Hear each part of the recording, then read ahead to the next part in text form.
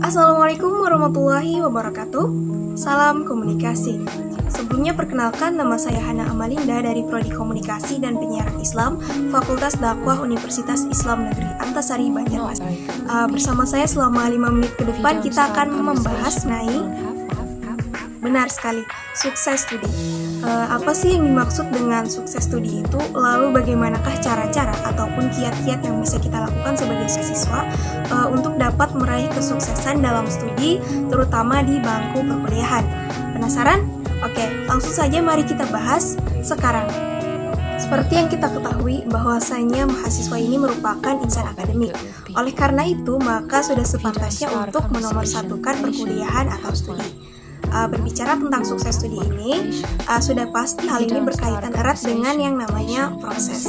Untuk mencapai suatu kesuksesan dalam studi, terutama bagi seorang mahasiswa, maka terdapat banyak sekali cara ataupun kiat-kiat yang harus dilakukan berkaitan dengan sukses studi ini. Apakah cukup bagi mahasiswa jika hanya dengan mengenyam pendidikan di perguruan tinggi melalui berbagai disiplin ilmu saja untuk bisa dikatakan sukses? Akan tetapi, jika dengan hanya berbekal nilai studi yang tinggi saja, seorang mahasiswa itu belum lengkap untuk dapat dikatakan sebagai mahasiswa yang sukses. Mengapa demikian?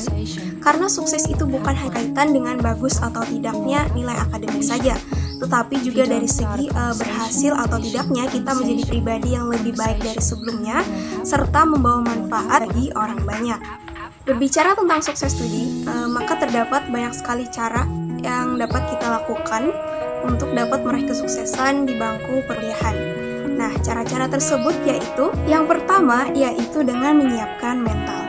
Pertama-tama kita sebagai seorang mahasiswa harus menyiapkan mental untuk menjalani dunia perkuliahan. Karena di sini kita akan berhadapan dengan lingkungan perkuliahan yang tentunya berbeda dengan lingkungan pada saat kita masih duduk di bangku sekolah. Termasuk juga di dalamnya kita dilarang membanding-bandingkan diri sendiri dengan orang lain. Karena jika terus membandingkan diri, maka kita justru akan merasakan pikiran negatif yang malah menghambat jalan menuju kesuksesan. Yang kedua yaitu berani mencoba dan memulai hal yang baru.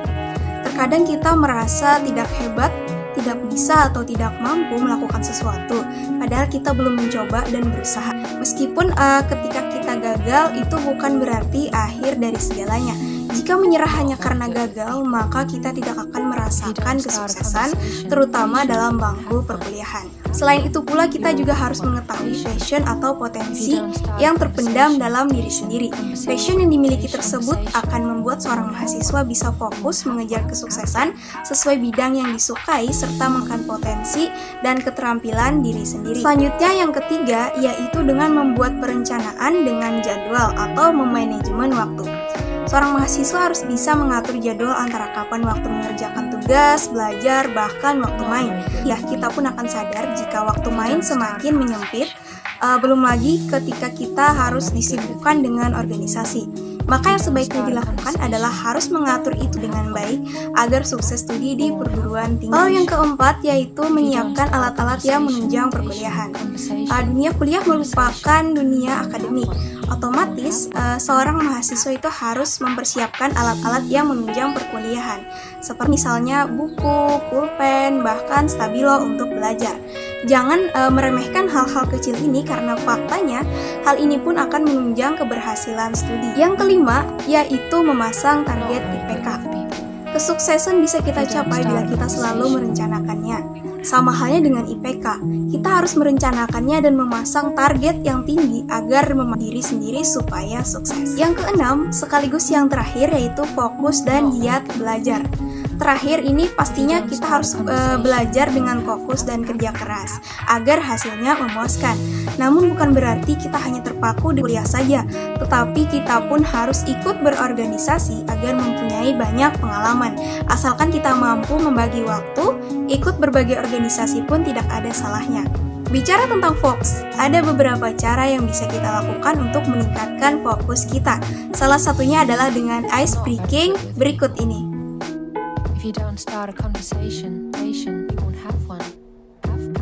We won't have one. terakhir, mengutip kalimat dari Konfusius, yaitu seorang filsuf yang berasal dari Cina, ia mengatakan bahwa tidak masalah seberapa lambat Anda berjalan, asalkan Anda tidak berhenti.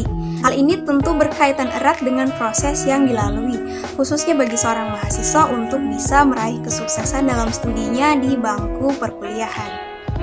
Dalam setiap usaha yang dilakukan, hambatan pasti akan selalu ada. Adanya hambatan ini menjadi suatu ujian untuk kita, apakah kita sanggup melewati hambatan tersebut atau berhenti di tengah jalan.